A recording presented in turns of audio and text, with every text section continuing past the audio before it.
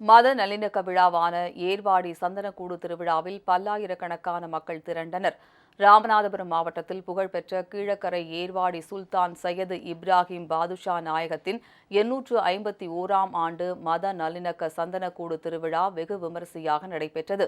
சின்ன ஏர்வாடியில் இருந்து கொடி மற்றும் மக்பாராவுக்கு போர்த்தப்படும் புனித போர்வை மற்றும் சந்தனக்கூடுகள் ஆகியவற்றை அலங்கார குதிரைகள் மற்றும் யானைகள் அணிவகுத்து வர பவனியாக ஏர்வாடி தர்கா வந்தடைந்தது. ஊர்வலம் தர்காவை 3 முறை வலம் வந்து அதன் பின் சந்தன குடங்கள் தர்கா நிர்வாகிகளிடம் ஒப்படைக்கப்பட்டது. பின்னர் வான வேடிக்கைகள் முழங்க மக்பாரா மீது சந்தனம் பூசப்பட்டது. இதில் உள்ளூர் மக்கள் மட்டுமல்லாமல் வெளி மாநிலங்கள் மற்றும் வெளிநாடுகளிலிருந்தும் ஏராளமானோர் கலந்து கொண்டனர்.